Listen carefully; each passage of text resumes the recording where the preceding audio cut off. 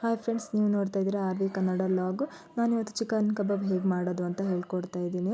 ನಾನು ಅರ್ಧ KG chicken ತೊಗೊಂಡಿದ್ದೆ. ಅರ್ಧ ಕೆ.ಜಿ ಚಿಕನಿಗೆ ಒಂದು ಮೊಟ್ಟೆ ಹಾಕ್ಕೊಳ್ತಾ ಇದ್ದೀನಿ. ತೇಜು ಕಬಾಬ್ ಪೌಡ್ರನ್ನ ಯೂಸ್ ಮಾಡ್ತಾ ಇದ್ದೀನಿ. ಒಂದು ಪ್ಯಾಕ್ ಹಾಕ್ಕೊಂಡಿದ್ದೀನಿ.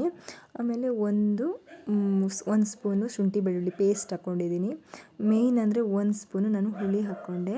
ಯಾಕೆ ಅಂತೇಳಿ ತುಂಬ ಚೆನ್ನಾಗಿ ಕಲರ್ ಬರುತ್ತೆ ಅಂತೇಳಿ ಈ ಥರ ಚೆನ್ನಾಗಿ ಮಿಕ್ಸ್ ಮಾಡ್ಕೊಂಡಿದ್ದೀನಿ. ಮಿಕ್ಸ್ ಮಾಡ್ಕೊಂಡಿರೋದಕ್ಕೆ ನಾನು ಕ್ಲೀನಾಗಿ ತೊಳೆದು ಇಟ್ಕೊಂಡಿರೋ ಅರ್ಧ ಕೆ.ಜಿ ಚಿಕನ್ನ ನಾನು ಇದಕ್ಕೆ ಮಿಕ್ಸ್ ಮಾಡ್ತೀನಿ.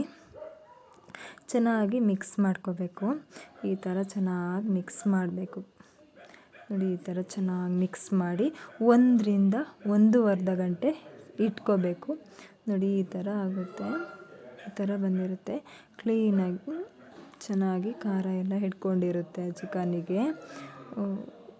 ಮತ್ತು ಚೆನ್ನಾಗಿ ಕಾದಿರೋ ಎಣ್ಣೆಗೆ ಬಿಡಬೇಕು. ಚೆನ್ನಾಗಿ ಕಾದಿರಬೇಕು, ಎಣ್ಣೆ ಬಿಡಬೇಕು.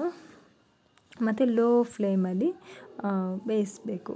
ಒಂದು ನಿಮಿಷ ಬಿಟ್ಟು ತಿರುಗಿಸ್ಬೇಕು. ಇದನ್ನ ತಿರುಗಿಸಿ ನಾನು 10 ಪೀಸ್ನ ಬಿಡ್ತಾಯಿದ್ದೀನಿ. 1 ನಿಮಿಷ ಆದಮೇಲೆ ತಿರುಗಿಸ್ಬೇಕು. ಲೋ ಫ್ಲೇಮಲ್ಲಿ 8 ರಿಂದ 10 ನಿಮಿಷ ಬೇಯಿಸಬೇಕು. ಲೋ ಫ್ಲೇಮಲ್ಲೇ ಇಟ್ಟು ಬೇಯಿಸಬೇಕು. ನೋಡಿ, ಈ ಥರ ಬರುತ್ತೆ. ಚೆನ್ನಾಗಿ ಬೆಂದಿರುತ್ತೆ. ನೋಡಿ ಎಷ್ಟು ಚೆನ್ನಾಗಿ ಬೆಂದಿದೆ ಅಂತ ಹೇಳಿ. ಮತ್ತು ನೋಡಿ ಎಷ್ಟು ಚೆನ್ನಾಗಿ, ಮತ್ತು ತುಂಬ ಕಲ್ಲರ್ ಬಂದಿಲ್ಲ. ಯಾಕೆ ಅಂತ ಹೇಳಿದರೆ ನಾನು ಕಲ್ಲರ್ ಪೌಡ್ರನ್ನ ಯೂಸ್ ಮಾಡಿಲ್ಲ. ಹಾಗಾಗಿ ತುಂಬ ಚೆನ್ನಾಗಿ ಕಲ್ಲರ್ ಬಂದಿಲ್ಲ. ಆದರೂ ಎಷ್ಟು ಚೆನ್ನಾಗಿ ಕಾಣ್ತಾ ಇದೆ ನೋಡಿ ಫ್ರೆಂಡ್ಸ್. ನೀವು ಟ್ರೈ ಮಾಡಿ ಮನೆಯಲ್ಲಿ. Thank you.